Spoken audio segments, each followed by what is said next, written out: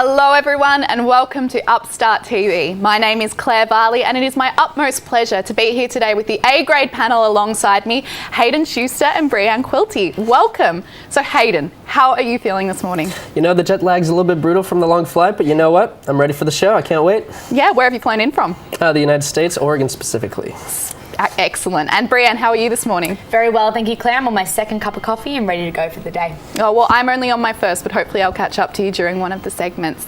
Now, in just 1 week, the fan favourite medieval fantasy series Game of Thrones will return for its 6th season. Last year, Australians were infamously the biggest downloaders of the show worldwide, and that's only the tip of the iceberg.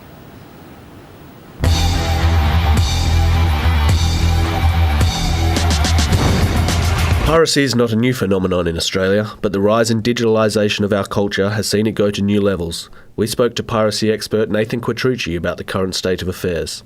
I don't think it's something we should be proud of, but I think it's something that, especially in Australia, where electronic media is often more expensive and there's a lot more hindrance in terms of accessing it, I think it was something that was always bound to happen. I think that the companies need to acknowledge that people aren't just pirating because they want to steal. Not everyone's a thief. People are pirating because they can't get the content they want, or it's way overpriced compared to what it is in other countries. Like, for example, I know with Adobe Photoshop, last year it was cheaper to fly to Los Angeles, buy a copy of Photoshop, have a holiday and fly back than it was to buy Photoshop down at Harvey Norman.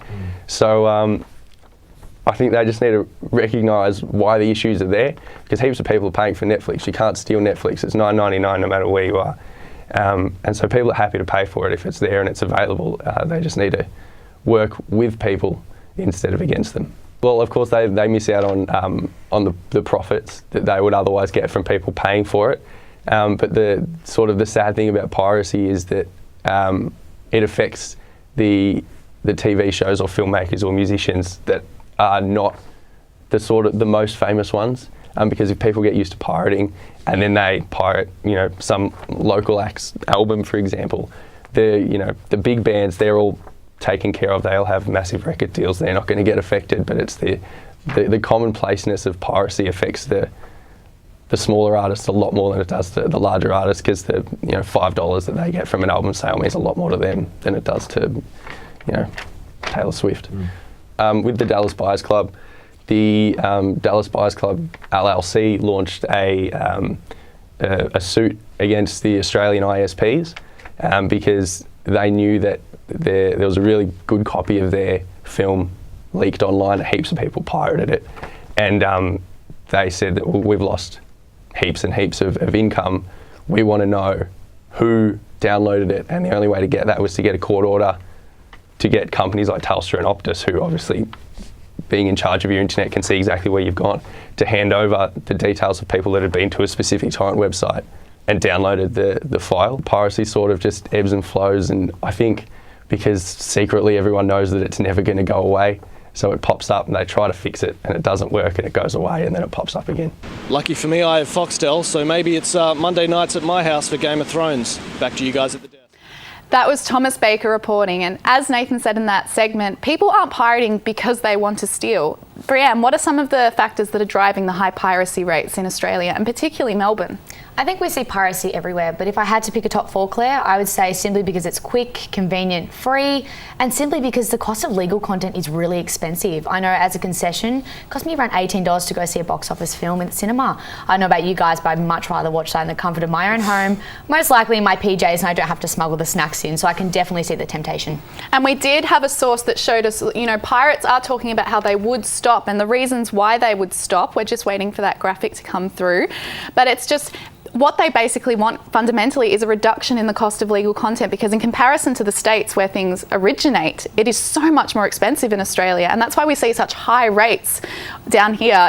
It originates from back in the day where, to get content to Australia, it would have to come by boat. And so originally it was more expensive and would take longer for content to get here because it was literally being shipped. But these days where everything is digitalised, it shouldn't be as expensive. It should cost exactly the same. As Nathan said again, $9.99 wherever you are in the world. world, exchange rates apply, but for Netflix, that's the cost. And like you said, it's not even the cost, but it's also the delay. Especially in Australia, I've noticed that they get things later.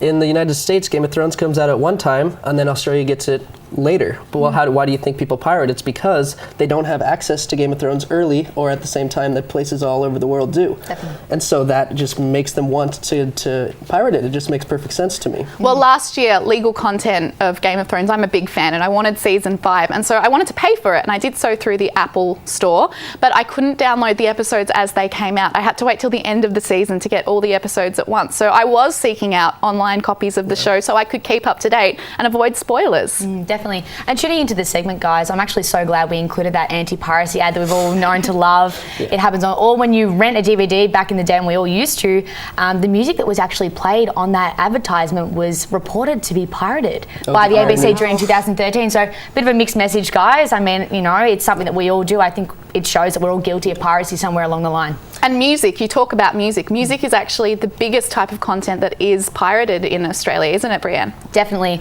A research was conducted saying that 42% of individuals, Australians in particular, that were interviewed showed that 42% of them actually pirated music online. So it's a huge category that really does need to be addressed. And that makes me really think, especially Kanye West's new album. 500,000 illegally pirated copies of that were downloaded, and that is a total of about $10 million of lost profit. And that just kind of shows, like, even with the bigger artists, but more so with the smaller artists, they're losing a large share of their profits that they could be using for their lives. It was interesting, I think it was 2 years ago that James Tidswell, who is the guitarist of Violent Soho, a Melbourne band, came out to say that on the same day they were nominated for an ARIA award, he had applied for a job at McDonald's because so many people pirate their music that he needed a part-time job at the local Macca's. That's really sad though, because it does go on, and I'm sure we all knew about Kanye being in debt for so long, but it does happen. I think it is something that we do take advantage of, and we don't realise that we are kind of robbing these artists of their money because it's hard work that they put in, and the creative aspect does get taken away from them. And we don't do it on purpose. It's just one of those things that we do. It may be a little bit selfish, but we don't think about the consequences that it can have on those artists. Well, of course, Taylor Swift wrote an essay recently about why she'd taken her music down from Spotify because she was an artist and she felt like she wasn't getting the money she deserved for her art. Some artists, Jay-Z, Kanye West, as you mentioned, Beyonce, Chris Martin, they've joined together and put their support behind this new streaming service to challenge Spotify called Tidal, which offers really high quality music and also exclusive music. And that was actually one of the reasons that Kanye had such a high rate of piracy for his most recent album, was because it was made available exclusively on Tidal. And people didn't want to sign up for this expensive service, but also those who did sign up or bought it through his site and the Tidal link, many people didn't actually receive the album. And so they had their credit cards charged and they tried to do it through the legal means and they still didn't receive what they were asking for. So it does compromise whether you should do the morally correct thing and actually purchase the music on iTunes. I'm definitely a Spotify fan. I have had a subscription for a while now. It's never let me down, and it is $11.99 a month, and I do enjoy paying for it. It's really interesting when you do think about these small artists, you know, back to Violent Soho, and I was even thinking there's a young Melbourne rapper, Dylan Joel, who I know I did an interview with him recently. We don't have footage of that, unfortunately, but about the amount of money he's losing, and he's having to go over to Canada and the States and fund his own holidays to attempt to get in touch with production companies that would help fund him because his own, you know, home people, his hometown don't support him. Iggy Azalea was the same, you know, no one in Australia supported her, and then she goes to the States and she gets a little bit more funding, even though we're still pirating her music here in Australia. It's really, really disappointing to see such high rates. Yeah. I think as well, things that encourage people to subscribe, like we mentioned, Tidal and Spotify, there are a minority of people that do see this as a great opportunity to support the music industry. And at the end of the day, it's going to come to a point where we're not going to have accessibility to new music and great music because everyone's, you know, pirating it. And it's a shame because it is going to be less in demand simply because they can't afford to support their music and their profession. It's a shame. Yeah, and another provider that is trying to dampen privacy rates is the ever popular Netflix. Here's Nathan Quilty again to talk about the streaming service.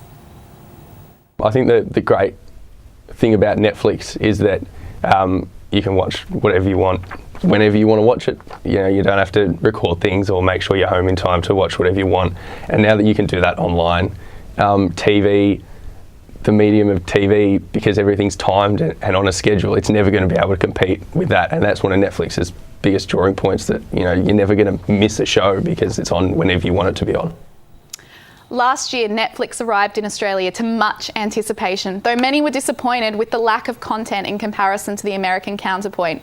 Now, Hayden, you are from the States. How does the Australian version of Netflix compare to the one you're used to back home? Well, I can tell you 100% that I am also disappointed with the lack of content that it has. In the States, I think there's about 8,000 to 9,000 titles to choose from when that comes to TV shows and movies. Here, it's more like 1,500.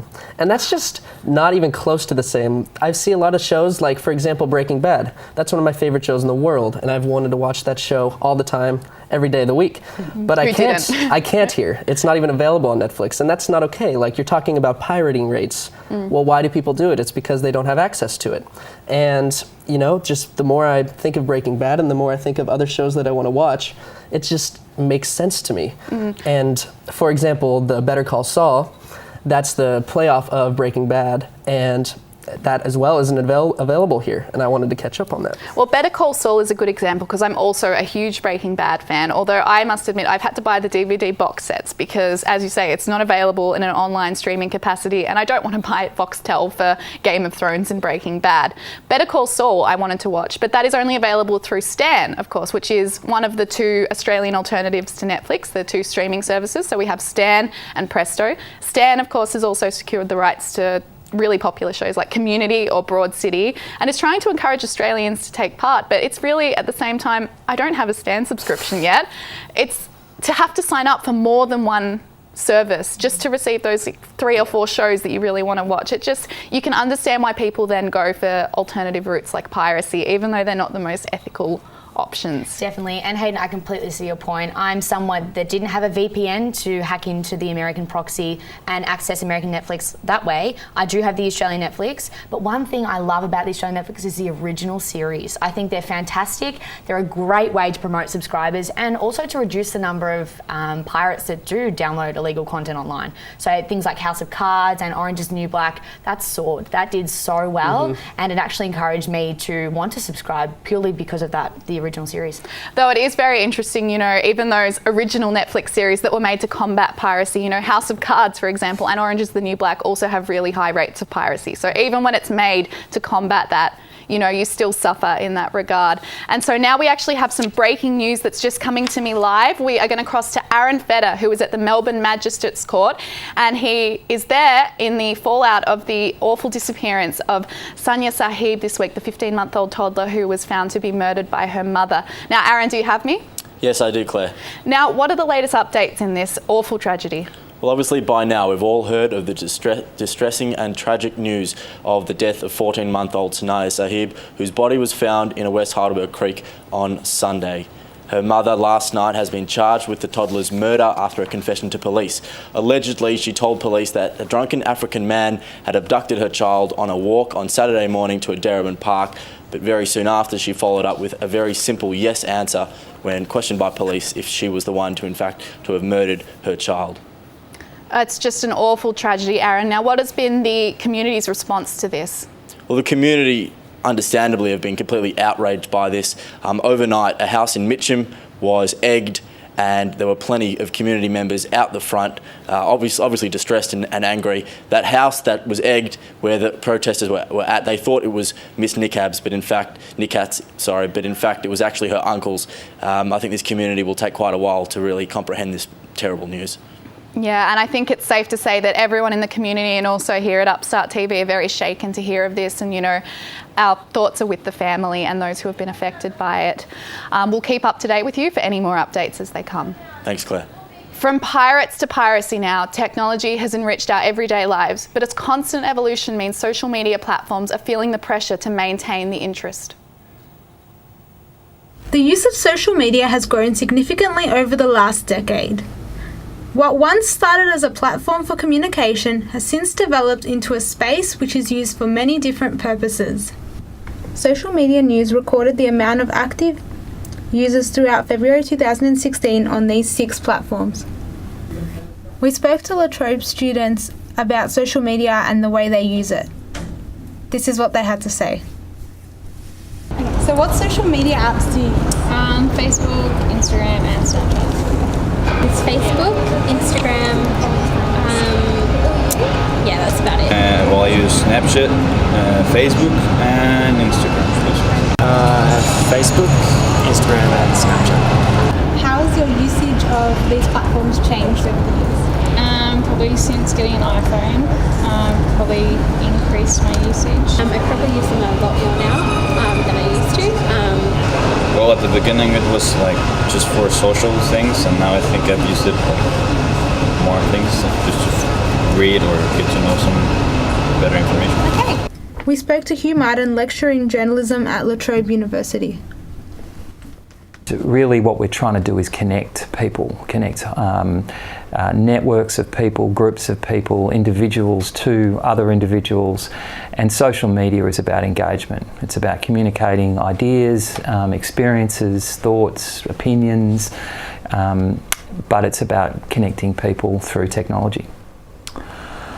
Well, the attraction is the value and the use that people get out of it in their lives, and that is really about being able to share information, find out things, find out news, or communicate news, or to connect in business terms, to connect to new customers, or to find people that you've lost contact with, if it's a friends network.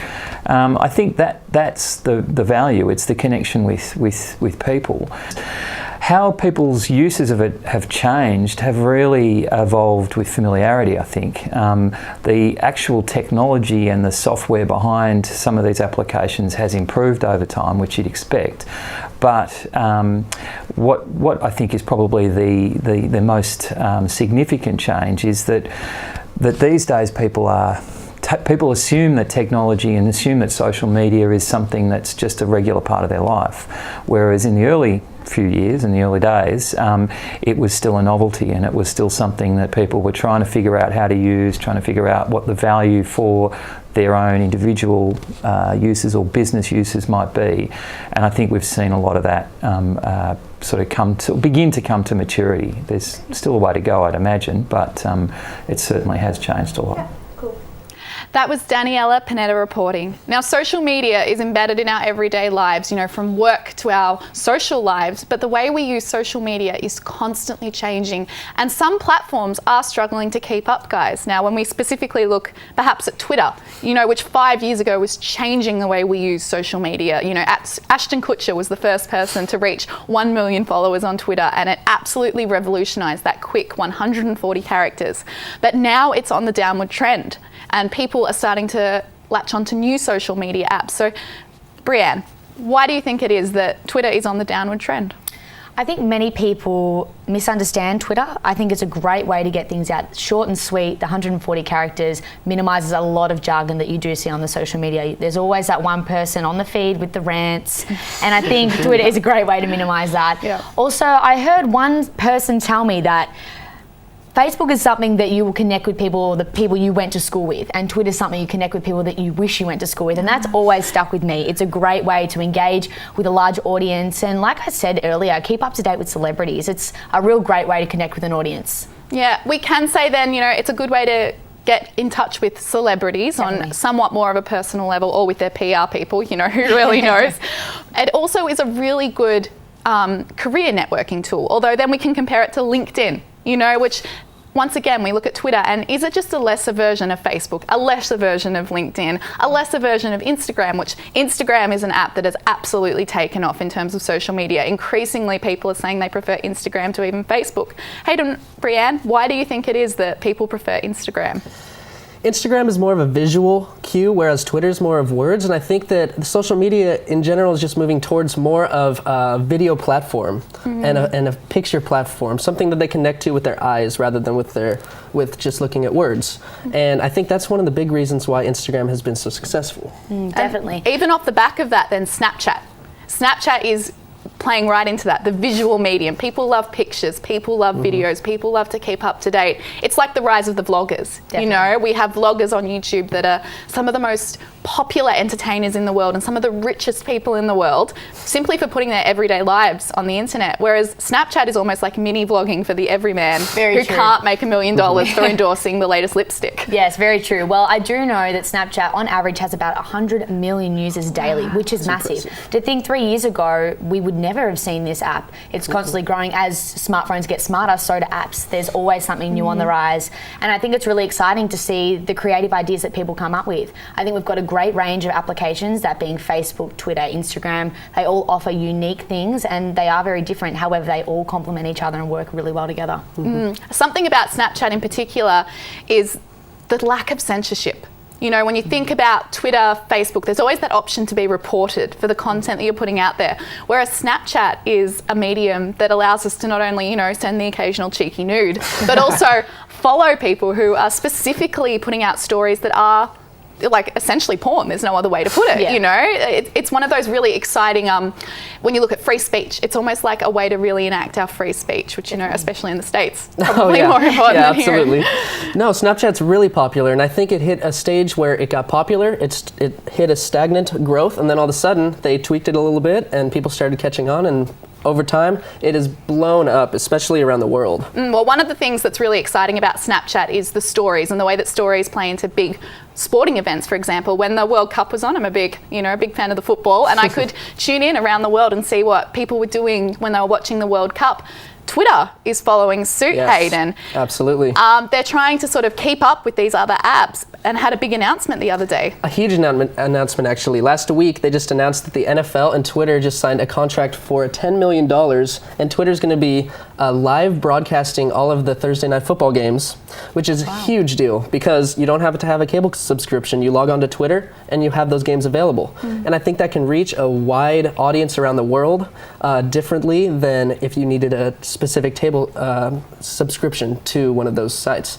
And so that's going to really help them try to get back on the incline rather than the decline, and I think that's going to add a whole different dynamic to what they're doing to try to further improve their brand. Well, I hope that's the case because, like you said earlier before, I'm a massive Twitter fan. However, I think this could make or break Twitter. If this does really well, I think it can be on the uprise, but if it doesn't, I'm a bit worried.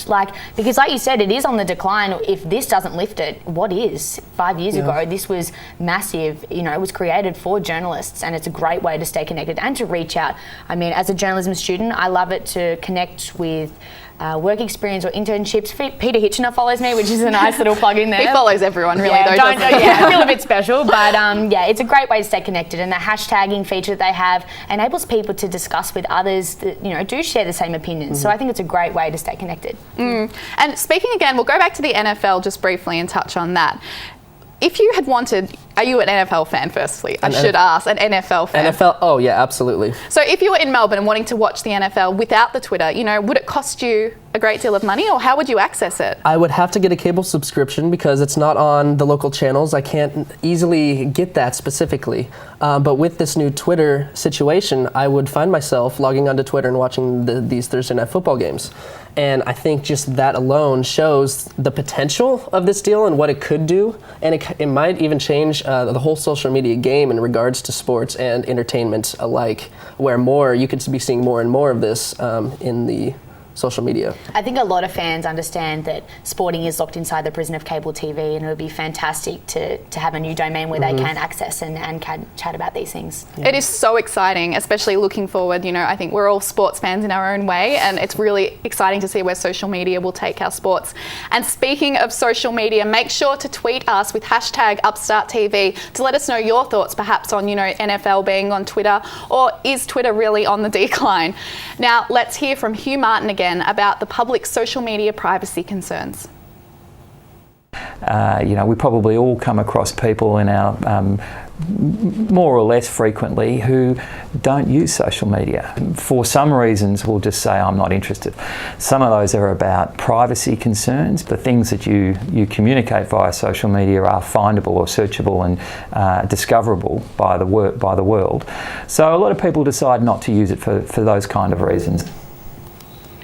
Now that was really interesting, and it's when we hear about, you know, those concerns people have. It's increasingly, even though there are privacy concerns, social media is so integral to the way we communicate, not just socially, but also for work and also for, as you said, internships, looking for all that kind of things. So you have to be engaged in social media kind of in some way or another, unless you want to be a hermit hiding out in the mountains. Under a rock. Yeah, which, would be a lot less stressful, but we can't afford to. Yeah. So why do you think it is that people don't understand, their privacy concerns perhaps entirely? I think a lot of people, Claire, are unaware that everything that you post on the internet, it's not private. If it's out there for the open, it's out there for third parties to save, potentially to share, and to also comment their opinion that wasn't even asked for. I think if I was aware of the privacy kind of terms and conditions, the fine print, I would say I would second guess what I'm posting online, definitely. And that makes me think about just a couple days ago, WhatsApp just introduced encryption for all 1 billion of their users, and even above that. And I think that's a big deal because moving on with the privacy and with the encryption of messaging situations like that, it's really important and it's a vital part of messaging because just easily a third party, like you were saying, could go in there, snoop around on what you're doing, what you're writing, what you're saying to your friends and family and use that against you. But WhatsApp just fixed that, I think, a little bit. It's interesting you say WhatsApp because I'm one of that 1 billion and I had no idea. I got the notification the other day that was the case, that they were, enabling users to become more private. Obviously, for government purposes, they might tap in here and there if it is necessary. It's always a concern. Definitely, but it's always scary to know that someone's hypothetically looking over your shoulder and reading the messages you do exchange with friends and family. It's actually a little bit unsettling, if I'm being honest. Yeah. Well, I think we have to understand really that, there's absolute privacy or absolute safety. We can't have both. There has to be some overlap in the middle. So of course that's when, understanding that, if there are terrorism concerns, for example, they should be able to tap in. But increasingly, people are wanting to protect their privacy on the internet, particularly young people. And so messaging services like WhatsApp or Telegram that are encrypted and offer that extra level of privacy over the top of, just your average Facebook Messenger or iMessage. I have no idea about my privacy in terms of iMessage, even though I say some very personal things on there. But even on Facebook, once again, we could jump back to Facebook. And we actually have a stat that 37% of people who have been tagged in a photo on Facebook have untagged themselves because they don't want that as a part of their public image and they don't want other people, perhaps friends or employers or parents, to see that photo. What other measures do you think that young people are having to take beyond encryption to protect their privacy on the internet? I'll be honest, Claire, I think if I was a young teen growing up in the face of social media, we had the option growing, we didn't have phones and we've been brought into the age of technology. A lot of the younger generation and millennials are walking straight into technology and it's all they've ever known. I don't think they really are aware that privacy is a concern. They post what they like, when they like, and a lot of the time they do wind up in trouble. I knew a young girl who posted in her school uniform and the school actually contacted her and told her to take down the post because she was representing the school in a negative way. Not that she was doing anything harmful, it was just the school didn't want to be associated with the social media aspect. That's a big problem, and that's something we need to change. We need to make people aware, and I think we're doing a better job with that recently, but we have such a long ways to go and so many things that people just don't even know about when it comes to social media privacy. Definitely. And I think that's one of the big reasons why we wanted to debate this today, is just to kind of spread awareness and make people start thinking about that a little bit more. It is important, I think, especially for the younger generations, as you said. So we're all around the same age, but in those, as you say, those generations below us that have walked into a world filled with smartphones and tablets and smart TVs and all these ways to stay connected constantly. You have young teenagers who are using Snapchat, and I look at Snapchat, and when it first came out, it was essentially just a sexting platform.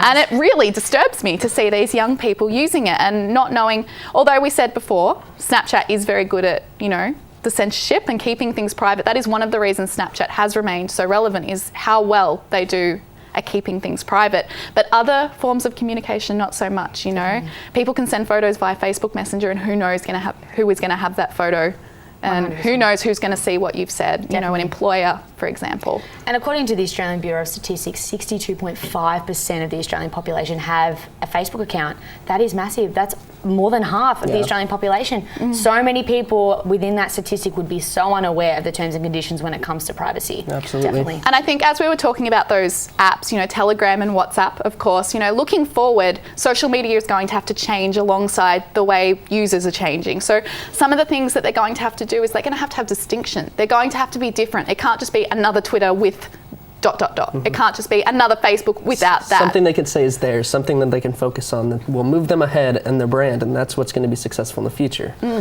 They need longevity and able to immerse it into our everyday lives. We want to be able to just pick up our phone and use an app and not have to feel like we're going out of our ways to be engaged. Yeah. Definitely. Okay, so that's it for Upstart TV today. A big thanks to my favourite panellists, Hayden, Schuster and Breann Quilty, for making the show so interesting and the panel discussion so engaging as it always is. Thank you for having us. Thank you. My name is Claire Varley. Thank you so much for tuning in.